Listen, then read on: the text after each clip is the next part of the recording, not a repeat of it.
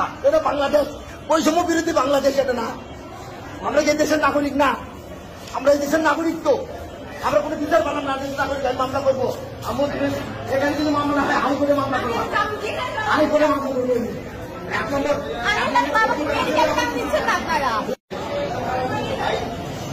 আমার বাথরুমের ভিতর চার সন্ত্রাসী হামলা করে আমার মানে মৃত্যুর জন্য আমার উপর হামলা করছিল। আমি কোনো বিচার পালাম না, ইন্সপেক্টর আচ্ছা শুনে চলে গেছে, কোনো ব্যবস্থা আমার হাত পাতের মতো চিকিৎসার মতো করায়নি। দেখি আমার ইন্সপেক্টর এখানকার কোর্ট ইন্সপেক্টর দেখি আমার প্রচন্ড মাথায় আসছে, আমার কোমরে আমি দুইবার আমার ওই যে সন্ত্রাসী সাগর, হাবিব, তারপরে জলিল আর চারজন মার্ডার কেসের আসামি সাবরুল বলতে পারি।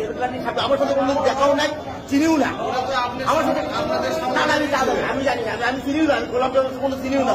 আমি কোন যুবলীগের রাজনীতির সাথে জড়িত ভাই, আমরা তো জানি ওরা যুবলীগের আমার সাথে কোনো চাকরি আমি চিনিও না ভাই। এখন আপনি কি চাচ্ছেন? এখন আমি এখানে টাকা টুকু নেই, এগুলো আমি কথা বলছিলাম। এই কারণেই আজকে আমার উপর হামলা করছে, ওদের খাবার দিচ্ছে না দেখে, ওদের খাবার দাবার দিচ্ছে না দেখে অবৈধ খন্ডে আমার উপর হামলা করছে। আজকে কি ছিল আপনাদের? আজকে আমার হাজার ছিল, হাজার ছিল, আমি হাজার দিতে আসছি। আমি বাথরুমে ঢুকছি, বাথরুমে যা হওয়া আমার উপর হামলা করছি।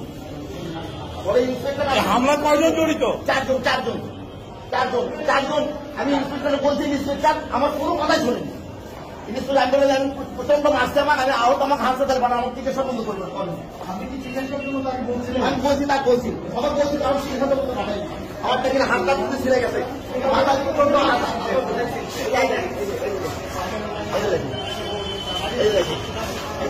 আমার বোনটা প্রচন্ড আমার ছেলে দিয়ে লাঠি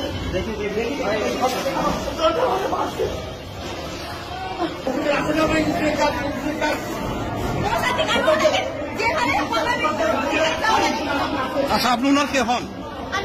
আচ্ছা বলেন তো কি শুনেছেন আপনি? এই পাশে আসুন, এই পাশে কি শুনেছেন আপনি বলেন তো? আমি আশা করছি যে ইন্সপেক্টর মোসাদ্দেক ছিল, ওনার নেতৃত্বে ভিতরে হচ্ছে সাগর খুনি ও আরো চারজন হচ্ছে। তারপর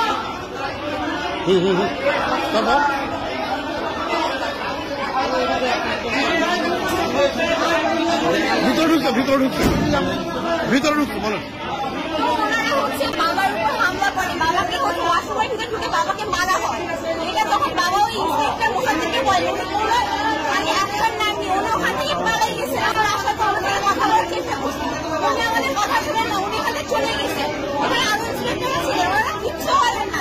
বাবাকে এখন মেডিকেল নিয়ে যাওয়ার কথা, মেডিকেল না নিতে ওনাকে আবার হচ্ছে জেলখানায় নিয়ে যাওয়া হচ্ছে। কেন নিয়ে যাওয়া হচ্ছে?